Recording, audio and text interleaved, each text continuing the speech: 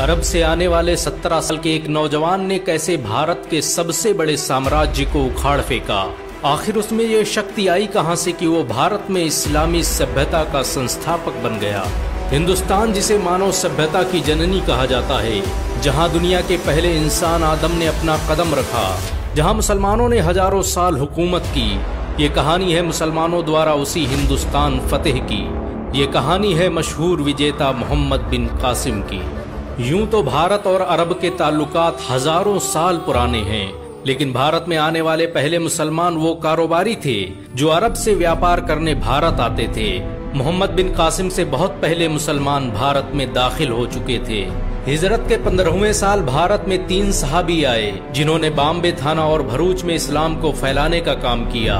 और फिर उसके बाद लगातार 28 सहाबा इस्लाम के प्रचार प्रसार के लिए भारत के मुख्तलिफ हिस्सों में तशरीफ लाते रहे।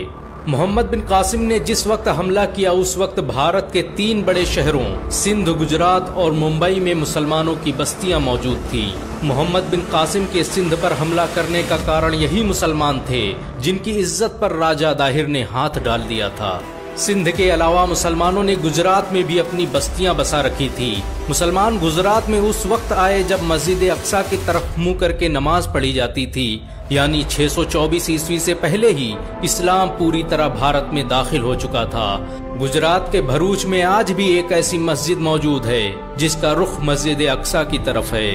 इतिहासकारों की माने तो इस्लाम हजरत मोहम्मद सल्लल्लाहु अलैहि वसल्लम की जिंदगी में ही भारत में दाखिल हो चुका था। भारत के कुछ राजाओं ने हजरत मोहम्मद सल्लल्लाहु अलैहि वसल्लम को तोहफे भी भेजे, जिनमें एक नाम केरल के राजा चेरामन का आता है, जो खुद केरल से सफर करके मक्का गया और वहां पर इस्लाम कबूल कर लिया। उसने भारत में एक मस्जिद भी बनवाई जिसे आज चेरामन पेरूमल मस्जिद के नाम से जाना जाता है। हजरत उमर की दौरे हुकूमत में भी उस्मान सकफी ने थाना और भड़ोच इलाके में अपनी सेनाएं भेजी। उसका भाई मुगैरा देबल की खाड़ी में इस्लाम का परचम लहराने में कामयाब रहा। इस जंगी मुठभेड़ के बाद भारत के बहुत से लोगों ने इस्लाम कबूल कर लिया और देबल के इलाकों में ही इस्लाम की तबलीग का काम करने लगे। देबल एक प्राचीन बंदरगाह थी जिसका ठिकाना मौजूदा कराची शहर हुआ करता था। अक्सर अरबों के काफिले देबल में ठहरा करते थे। समंदर में सफर करने वाले नाविकों का ये एकमात्र ठिकाना थी, लेकिन यहाँ एक खतरा था, और वो खतरा था देबल में अपना ठिकाना बनाए समुद्री लुटेरों का। ये लुटेरे अक्सर मुसलमानों के काफिलों को लूटा करते थे। 711 ईस्वी में एक बार डाकुओं ने मुस्लिम हाजियों के काफिलों को लूटने के बाद उन्हें बंदी बना लिया। उस काफिले में कई औरतें और बच्चियां शामिल थी। उसमें एक औरत या हज्जाज चिल्ला रही थी। लोगों को तो समझ में नहीं आया, लेकिन ये खबर इराक के गवर्नर हज्जाज बिन यूसुफ तक पहुंच गई। मामला एक मुसलमान औरत की इज्जत का था और वो पुकार भी रही थी फारस के गवर्नर हज्जाज बिन यूसुफ को। हज्जाज बिन यूसुफ जालिम था, लेकिन इतना मुसलमान था कि किसी मुसलमान औरत की आबरूरेजी पर खामोश नहीं रह सकता था। लश्कर तैयार हुआ, तलवारें समेट ली गईं, घोड़ों के जीने बांधे जाने लगे, और ये सब हो रहा था एक मुसलमान औरत की इज्जत को महफूज करने के लिए। हज्जाज बिन यूसुफ ने तुरंत सिंध पर चढ़ाई करने का हुक्म दे दिया और उसकी बागडोर उस कमांडर को दी जिसके आगे हिमालय भी कांपता नजर आया। सन 711 ईस्वी में एक लश्कर सिंध की तरफ आता दिखाई दिया, जिसकी बागडोर एक 17 साल नौजवान के हाथों में थी। एक हाथ में इस्लामी परचम और दूसरे हाथ में तलवार थामे ये लश्कर किसी आंधी की तरह सिंध की सरहदों में दाखिल हो गया। इस मशहूर जनरल का नाम था मोहम्मद बिन कासिम सकफी। मोहम्मद बिन कासिम हज्जाज बिन यूसुफ का भतीजा और दामाद था। उसे खुद हज्जाज ने हिंदुस्तान फतेह करने के लिए सिंध भेजा था। मोहम्मद बिन कासिम ने सबसे पहले उस देबल शहर को फतह किया जहां पर मुसलमानों की इज्जत पर हाथ डाला गया था। उसने सारे हाजियों को आजाद करवाया, लूटा हुआ माल वापस लिया और पूरे शहर को लुटेरों से पाक कर दिया। देबल की जीत भारत में मुसलमानों की हुकूमत की तरफ बढ़ा पहला कदम थी।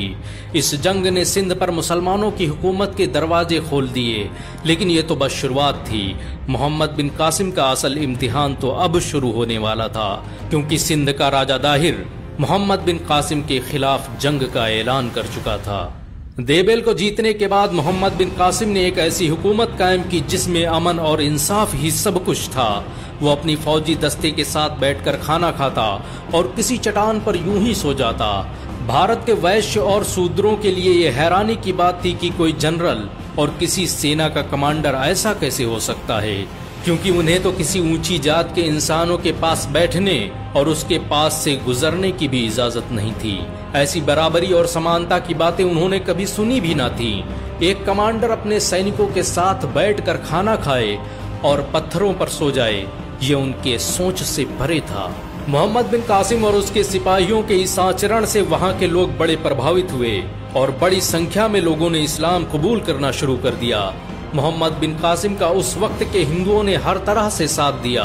उन्होंने न सिर्फ मोहम्मद बिन कासिम को कश्तियां दी, बल्कि ठाकुरों और जाटों ने बहुत से सैनिक दिए जो अब मोहम्मद बिन कासिम की तरफ से राजा दाहिर के खिलाफ लड़ने जा रहे थे। सिंध की फतेह के दौरान ही जाटों की एक बड़ी संख्या मुसलमान बन गई। यही वजह है कि आज भारत और पाकिस्तान में बड़ी संख्या में मुस्लिम जाट पाए जाते हैं। मोहम्मद बिन कासिम ने इन सैनिकों की मदद से सबसे पहले ब्राह्मणाबाद को फतेह किया। ये शहर उस वक्त का सबसे शक्तिशाली शहर माना जाता था। ब्राह्मणाबाद का किला ब्राह्मणों के लिए बड़ा अहम था। इस किले की फतेह के साथ ही मोहम्मद बिन कासिम पूरे सिंध का सुल्तान बन गया। मोहम्मद बिन कासिम की इस जीत ने इतिहास का रुख बदल दिया। इस जीत के साथ ही सिंध उमैया सल्तनत का हिस्सा बन गया। ब्राह्मणों ने मोहम्मद बिन कासिम से गुजारिश की कि वो इस किले को वापस ब्राह्मणों को सौंप दें। इसके बदले में ब्राह्मण हमेशा उसके वफादार रहेंगे। जिसके बाद मोहम्मद बिन कासिम ने ये किला वापस ब्राह्मणों के हवाले कर दिया। मोहम्मद बिन कासिम को ब्राह्मणों से काफी लगाव था। वो उनके इल्म से इतना मुतासिर हुआ कि सभी बड़े ओहदों पर ब्राह्मणों को तैनात कर दिया। ब्राह्मणों को हर तरह के धार्मिक आयोजन करने की आजादी थी। मोहम्मद बिन कासिम ने ऐलान किया कि भारत में हिंदुओं के मंदिरों से कोई छेड़खानी नहीं की जाएगी। ये ठीक वैसे ही रहेंगी जैसे शाम और इराक में यहूदियों और ईसाइयों की इबादतगाहें महफूज हैं। इतिहासकार लिखते हैं, जब मोहम्मद बिन कासिम ने ब्राह्मणाबाद और मिनहल को फतेह कर लिया तो वहाँ के दबे कुचले समाज के लोगों ने जश्न मनाया, क्योंकि वो सदियों बाद आजादी की सांस ले रहे थे। जब मोहम्मद बिन कासिम वापस दमिश्क जाने लगा तो सिंध के लोग रो रहे थे। आखिर उसकी वजह क्या थी? लेकिन उससे पहले आइए जान लेते हैं कि मोहम्मद बिन कासिम आया कहां से था, वो कहां पैदा हुआ और उसे मौत कैसे आई। मोहम्मद बिन कासिम 695 ईस्वी में तायफ के शकफी कबीले में पैदा हुआ। बचपन में ही उसके पिता कासिम इस दुनिया से चल बसे। माँ ने परवरिश की और जब थोड़ा संभलने वाला हुआ तो चचा उसे लेकर दमिश्क चले गए। मोहम्मद बिन कासिम ने 15 साल की उम्र में ही आधी दुनिया टहल ली थी। उसके चचा हजाज बिन यूसुफ खिलाफते उमैया के सबसे करीबी इंसान थे। कहते हैं कि मोहम्मद बिन कासिम में फैसला लेने की जबरदस्त सलाहियत थी और यही वजह है कि वो मात्र 15 साल की उम्र में फारस का गवर्नर बन गया। फारस का गवर्नर बनने के बाद उसने ईरान और इराक के मुख्तलिफ हिस्सों में अपनी सेवाएं दी और फिर 711 ईस्वी में जब भारत में मुस्लिम हाजियों के काफिलों को लूटा गया तो हज्जाज बिन यूसुफ ने 6000 सैनिक देकर उसे भारत रवाना कर दिया। भारत में मोहम्मद बिन कासिम का कदम पड़ते ही एक नए युग की शुरुआत हो गई। उसने इस्लामी हुकूमत के उस बीज की बुनियाद रखी जिस पर चलकर आगे मुसलमानों ने 1000 सालों तक हुकूमत की। लेकिन मोहम्मद बिन कासिम ज्यादा अरसे तक जिंदा न रह सका।